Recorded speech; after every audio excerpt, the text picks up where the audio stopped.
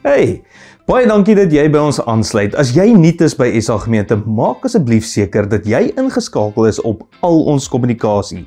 Stuur 'n eenvoudige e-pos na hierdie adres en ons kontak jou. Ons het iets vir jou en jou gesin en dit maak nie saak of jy in die Guildford omgewing woon of nie. As jy al 'n rukkie aanlyn kyk en dalk SA Gemeente as jou kerk beskou, wil ek jou nooi om finansiëel saam met ons te werk. Ons het dit baie maklik gemaak vir jou om dit te doen. Besoek net die webwerf onder aan jou skerm en gaan na dankoffer. En aan diegene wat reeds 'n plan het om ons kerk finansiëel te ondersteun, baie dankie dat julle ons help om mense letterlik reg oor die wêreld te inspireer om Jesus te volg. Ons waardeer jou. En nou, hier is vandag se boodskap.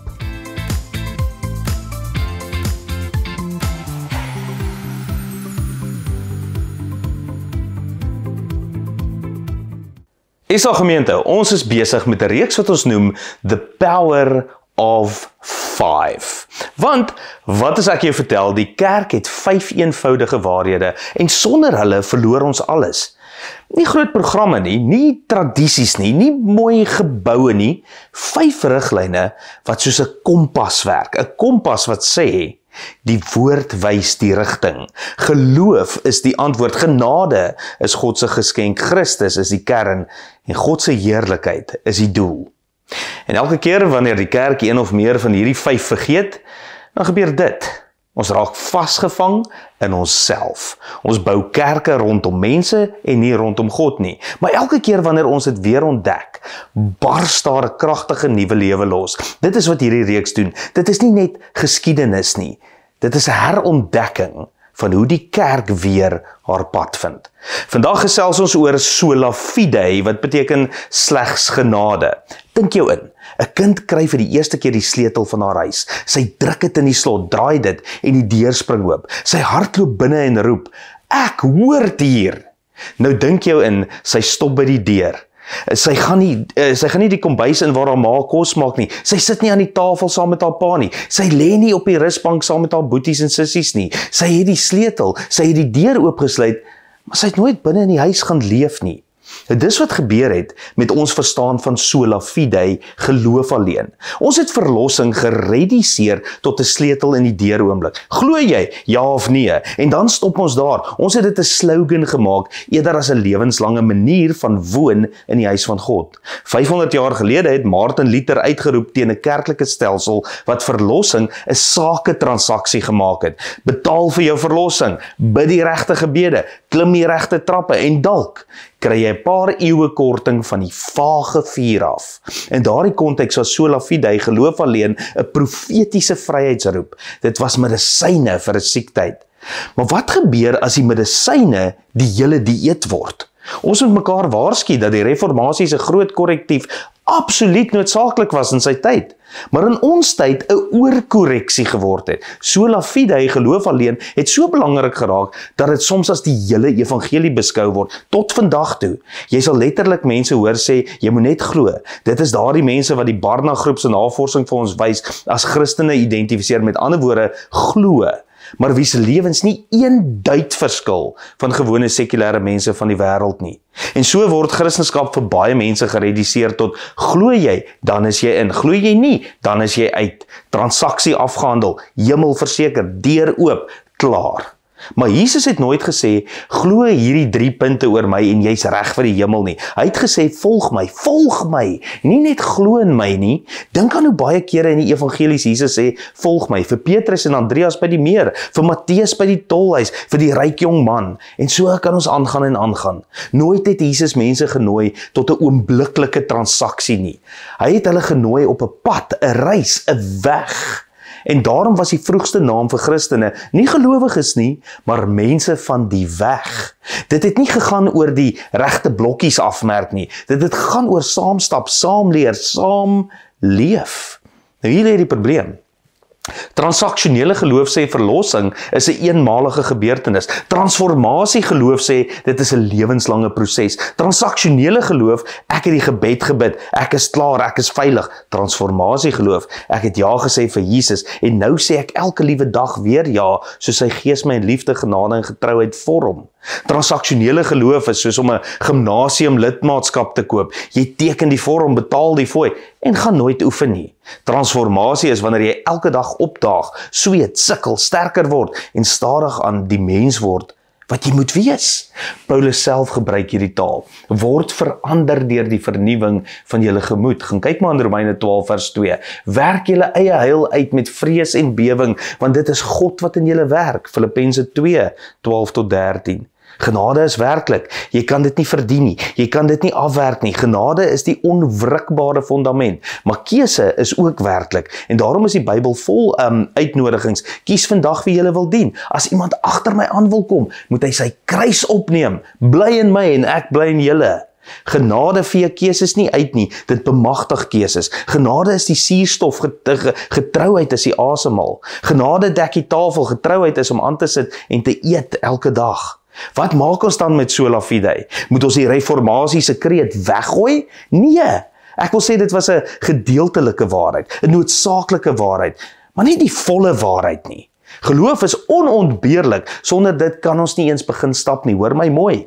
Maar getrouheid, gehoorsaamheid, disippelskap, verbondslewe is net so onontbeerlik. Geloof sonder getrouheid is soos om die deur oop te sluit, maar nooit binne te gaan leef nie. Jakobus sê dit sommer reguit. Geloof op sigself, as dit nie gepaard gaan met dade nie, is dit dood. Gaan kyk maar daar in Jakobus 2 vers 17. En net vir 'n goeie verstaan, kom ons verander die metafoor.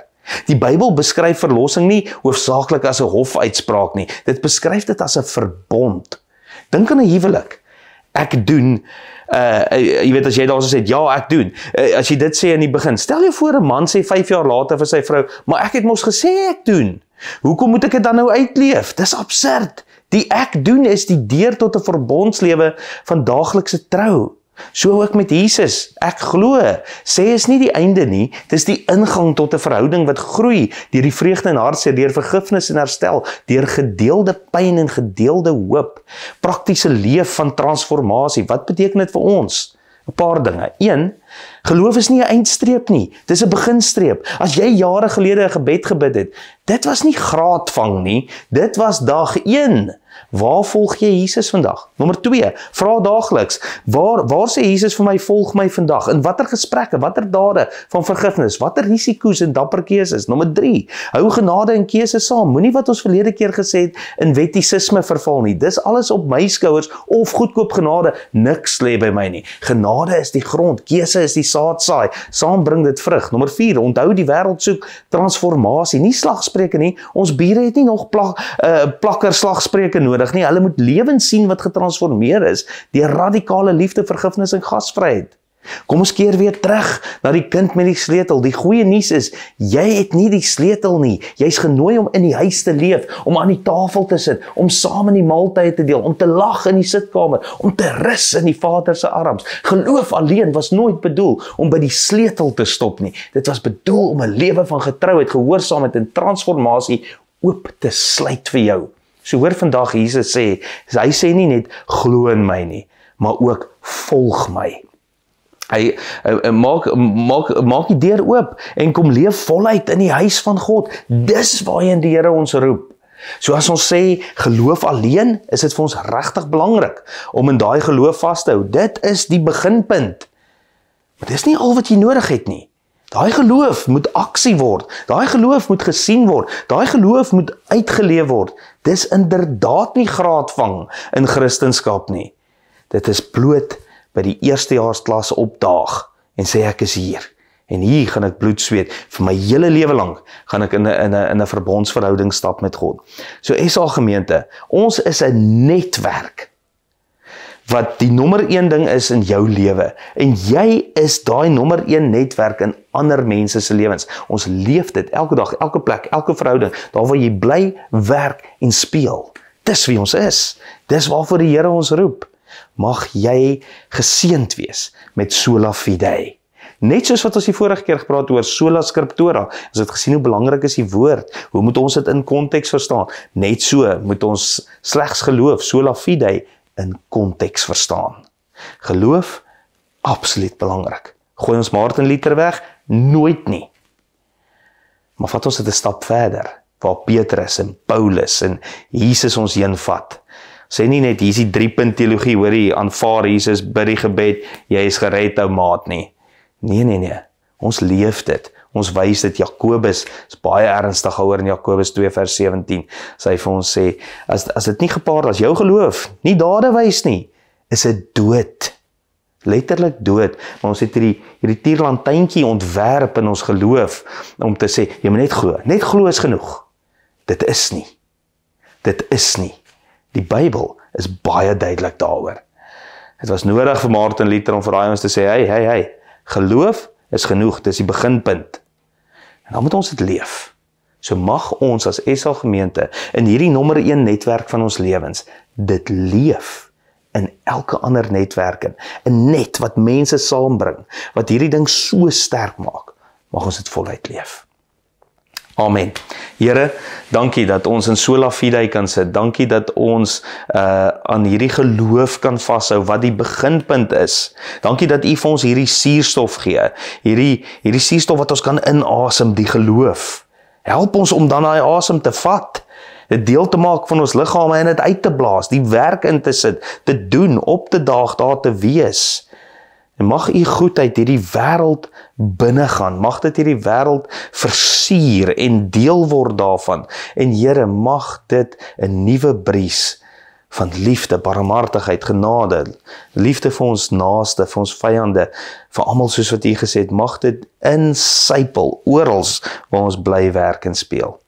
Dankie vir U genade, dankie vir U geloof, dankie vir U woord, dankie vir Jesus, want aan U kom toe al die eer en al die heerlikheid, soos ons sê, soli Deo Gloria.